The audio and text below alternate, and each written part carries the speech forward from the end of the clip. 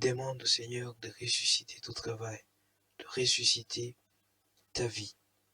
Alors, il y a une deuxième lecture, c'est l'Évangile. Je voudrais prendre le temps de faire la lecture de l'Évangile, la proclamation de l'Évangile. Évangile de Jésus-Christ selon Saint Jean, chapitre 20, du verset 19 au verset 31. C'était après la mort de Jésus. Il est venu en ce premier jour de la semaine, alors que les portes du lieu où se trouvaient les disciples étaient verrouillées par la crainte des Juifs. Jésus vint. Il était là au milieu d'eux. Il leur dit, la paix soit avec vous. Après cette parole, il leur montra ses mains et son côté. Les disciples furent remplis de joie en voyant le Seigneur. Jésus leur dit de nouveau, la paix soit avec vous. De même que le Père m'a envoyé, moi aussi je vous envoie. Ayant ainsi parlé, il souffla sur eux. Il leur dit, recevez l'Esprit Saint. À qui vous remettrez ces péchés, ils seront remis. À qui vous maintiendrez ces péchés, ils seront maintenus. Or, l'un des 12, Thomas, appelé Didyme, c'est-à-dire jumeau, n'était pas avec eux quand Jésus était venu. Les autres disciples lui disaient, nous avons vu le Seigneur. Mais il leur déclara, si je ne vois pas dans ses mains la marque des clous, si je ne mets pas mon doigt dans la marque des clous, si je ne mets pas la main dans ce côté, non, je ne croirai pas. 8 jours plus tard, les disciples se trouvaient de nouveau dans la maison, et Thomas était avec eux. Jésus vient, alors que les portes étaient verrouillées, et il était là au milieu d'eux. Il dit, la paix soit avec vous. Puis il dit à Thomas, avance ton doigt ici et vois mes mains. Avance ta main et mets-la dans mon côté. Cesse d'être incrédule. Sois croyant. Alors Thomas lui dit, mon Seigneur et mon Dieu. Jésus lui dit, parce que tu m'as vu, tu crois? Heureux ceux qui croient sans avoir vu. Il y a encore beaucoup d'autres signes que Jésus a fait en présence des disciples et qui ne sont pas écrits dans ce livre, mais ceux-là ont été écrits pour que vous croyiez que Jésus est le Christ, le Fils de Dieu, et pour qu'en croyant, vous ayez la vie en son nom. Clamons la parole de Dieu, louange à toi Seigneur Jésus.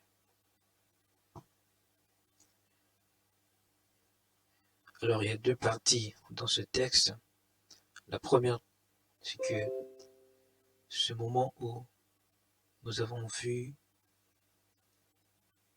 les disciples enfermés dans ce lieu précis. Ils ont peur, enfermés par la peur, enfermés par la certitude, enfermés par le manque. Le manque, c'est qui? C'est Jésus. Ils avaient comme l'impression que Jésus n'était pas avec eux. Et effectivement, on pourrait le dire physiquement, Jésus n'était pas là. Mais il a prouvé qu'il était plutôt au-delà de tout ce qui est physique. Il s'est présenté.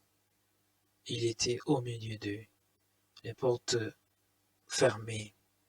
Il est effectivement dans son propre domaine, dans sa nature de divinité. Mais il se déploie avec son humanité, parce qu'à un moment, il pourra même leur amener, leur demander du poisson, ils vont manger.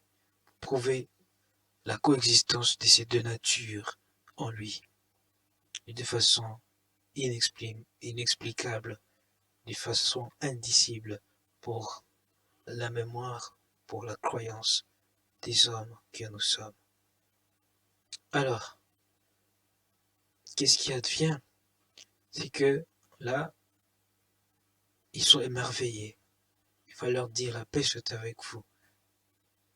Et il va leur préciser leur mission, leur capacité de proclamer l'évangile, d'enlever le péché, de pardonner, hein, et lui leur donne la possibilité de participer à ces sacerdoces parce que finalement, tout est déjà accompli. Nos péchés peuvent être pardonnés, même ceux de païens. Mais nous avons à rendre ces services comme Église, aller vers eux, proclamer que le Christ est ressuscité pour eux. Alors, en deuxième partie de cet évangile, on trouve justement Thomas, la figure de Thomas, après le départ de Jésus. On lui racontera que voilà, nous avons vu le Seigneur, nous y avons cru. Et il a opposé un refus de croire sans voir. Il a souhaité voir le Seigneur. Mais en fait, ce qui retient notre attention déjà, c'est le courage de Thomas.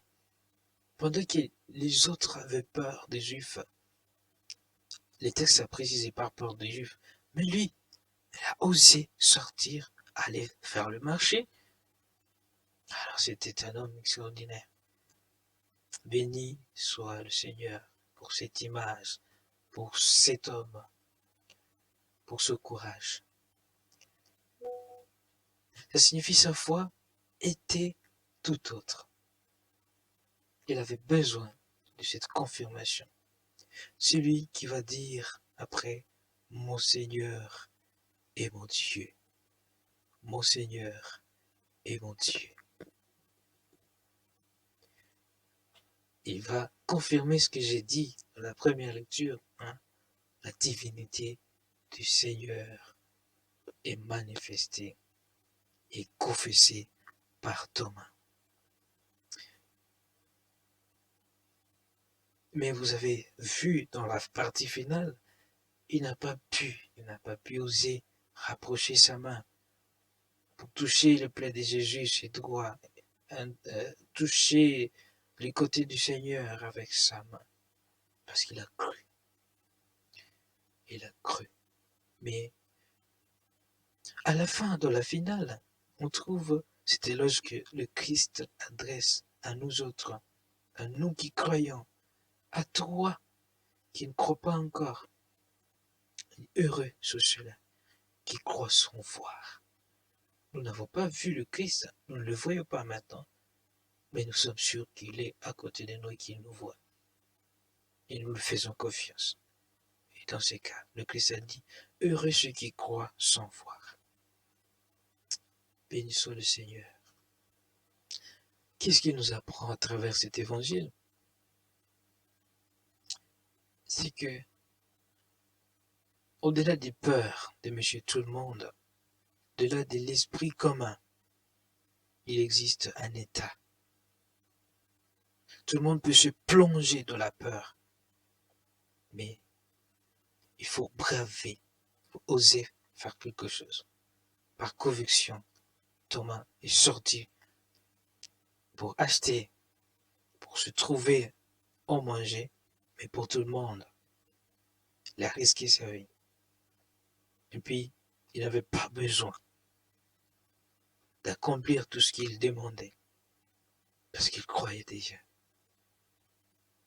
Et il a révélé, effectivement, le mystère de la divinité du Seigneur.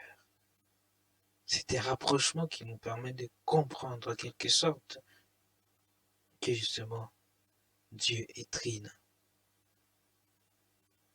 Merci Seigneur pour ce message spirituel. qui nous ouvre à cette contemplation. Il faut te contempler, il faut rester avec toi pour pouvoir te connaître. Quand tu te livres pour nous, quand tu t'ouvres à chacun de nous, allons nous te présenter ce monde pour qu'il te connaisse.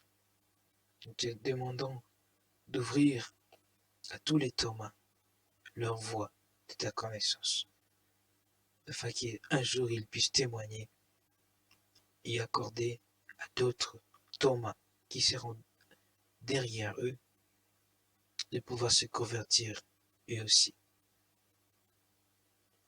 Agis dans notre vie, Seigneur, que ce dimanche nous apprenne une grosse chose. Béni sois-tu pour ta parole. Amen. Merci, Seigneur. Au nom du Père, du Fils et du Saint-Esprit. Amen.